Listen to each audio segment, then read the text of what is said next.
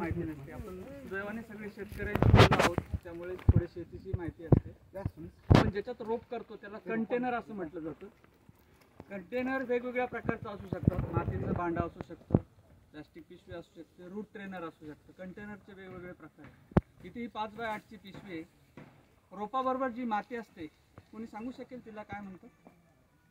तिला route ball असं म्हणतात. पिशवी फोडताना, बॅग फोडताना रूट बॉल फुटणार नाही याची काळजी घ्यायची. म्हणून आपल्याला जो बॉल आहे तो थोडासा असा आपण जर प्रेस केला तर तो बॉल एकत्रित राहतो. आणि पिशवी फोडताना आपण बॉल न फुटता फोडायचे आहेत. जर ब्लेड असेल धारदार तर आणखी चांगलं.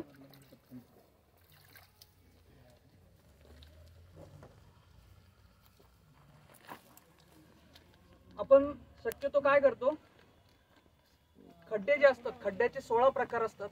आपण शक्यतो चौकोनी खड्डा घेतो. खड्डा खोदताना सुद्धा आपण अनसायंटिफिक पद्धतीने खोदत असतो. वरच्या थरातली माती वेगळी ठेवायला पाहिजे, खालच्या थरातली माती जी दगडगोटेची, आता इथे आपण खोदून टाकलेलं आहे कसं आहे, मुळाच्या भोवतीने जी फर्टाईल सॉइल आहे ती जायला पाहिजे. हे आपण द्रव्यगुणमध्ये पण मुलांना शिकवतो. आणि त्यामुळे काय होतं की आता इथे ह्या केसमध्ये गुळवेलमध्ये इथे आपल्याला ॲडव्हान्टेजेस रूट दिसतात.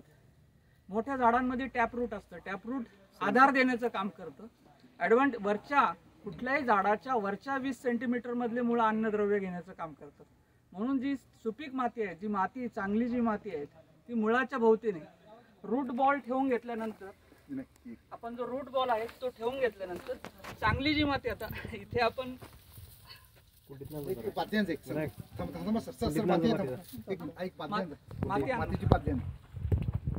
आपल्याला चक्र दिसतात. म्हणून चक्रिका असं म्हटलं. तिच्या नाव त्याच्या गुणावरून नाव आलेले. मी सांगितलं की भाषणामध्ये की रसायनाप्रमाणे काम करते म्हणून रसायने असंही म्हटलेलं आहे. तिला इंग्रजीत मून सीड असं म्हटलेलं आहे. कारण आपण जर बी बघितलं त्याचं तर ते आपल्याला चंद्रकोरी सारखं दिसतं म्हणून मून सीड. इंडियन टिनोस्पोरा असं म्हटलेलं आहे इंग्रजीमध्ये. Tinospora cordifolia. पण आता रिसेंट प्लांट्स ऑफ वर्ल्ड अशी एक वेबसाईट आहे जी ऑफिशियल वेबसाईट आहे, आणि दी प्लांट लिस्ट या 2 ऑफिशियल वेबसाईट आहे. आता टिनोस्पोरा कॉर्डिफोलिया त्याचा आमचा वाद सुरू आहे. याला सायनेन्सिस मध्ये मर्ज केलेलं आहे. एकूण 36 जाती मिळतात टिनोस्पोराच्या जगामध्ये. त्याचं जे डिस्ट्रीब्युशन आहे ते ट्रॉपिकल एरियाजमध्ये, आपल्या इंडिया किंवा श्रीलंका, ब्रह्मदेश या देशांमध्ये ही गुळवेल मिळते. म्हणजे आपल्याला विशिष्ट भागामध्येच ही गुळवेल पाहायला मिळते. आणि गुळवेल जे आहेत टिनोस्पोरिक ॲसिड, बर्बेरिन, टिनोस्पोराल, जिओलिन हे मेजर कंपाऊंड याच्यामध्ये आहेत. ग्लायकोसाइड्स आहेत. याच्यामध्ये स्टार्च खूप मोठं, म्हणून आपण स्टार्च काढण्यासाठी, सत्व काढण्यासाठी गुळवेलचा वापर करतो. गुळवेलमध्ये कार्बोहायड्रेट खूप मोठ्या प्रमाणात असतं. गुळवेलमध्ये कॅल्शियम खूप मोठ्या प्रमाणात आहेत.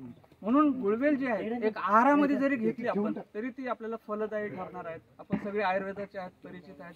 पण गुळवेल ही प्रत्येकाच्या घरादारामध्ये असणं, राष्ट्रीय औषधी म्हणून घोषित केलेलं आहे तिला. आपल्या भारताची मेडिसिनल प्लांट ऑफ इंडिया म्हणून इट इज, आपण आता शिकवतो मुलांना, it is essential drug, essential आवश्यकच आहे ते.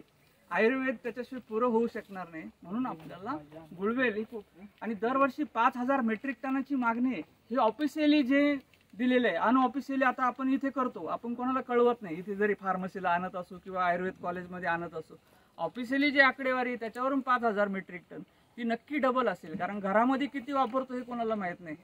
म्हणून गुळवेल जे आहेत अशा अनेक औषधी प्रजाती आहेत ज्याची रिक्वायरमेंट ही 100-1000 मेट्रिक टनामध्ये. आता दशमुळं जे आहेत तुम्ही सगळे परिचित आहेत आयुर्वेदातले, 10,000 मेट्रिक टनाची मागणी आहे.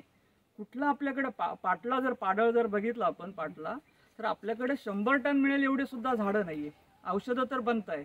आपल्याला हा अवेअरनेस, आज इथे काही शेतकरी आलेले आमचे, आपल्या आयुर्वेदाच्या अजूनही कंपन्या, कुठल्याही कंपन्या पुढे येत नाही की मी रॉ मटेरियल विकत घेतो शेतकऱ्यांकडून.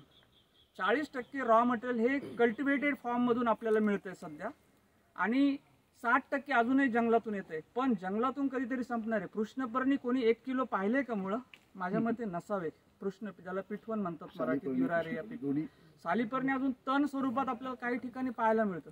पण एका वेळेला 1 किलो कृष्णपर्णी जी दशमुळात वापरली, ज्याची मागणी 1000 मेट्रिक टनामध्ये. म्हणून आपल्याला अशा झाडांची शेती, आता इथे आपल्या परिसरामध्ये सफेद मुसळी आणि शतावरीची लागवड केलेले शेतकरी आहेत. आपल्यालाच आयुर्वेदाचे लोक, तुमच्या ओळखीचे फार्मसिस्ट, तुमच्या ओळखीचे इथल्या फार्मसीला जे लागणारं रॉ मटेरियल आहे, यांनी सुद्धा बायबॅक 1-2 शेतकऱ्यांबरोबर करणं अपेक्षित आहे. त्यासाठी आमचं सेंटर हे प्रयत्न करतंय. आम्ही टेक्निकल नो हाऊ पुरवतोय, घेणारा आणि देणारा दोघांचं लिंकअप करतोय. आम्ही लावायचं कसं, रोपं आम्ही मोफत देण्याचा प्रयत्न करतोय. शेतकऱ्याची फसवणूक बियाणे रोपामध्ये होते.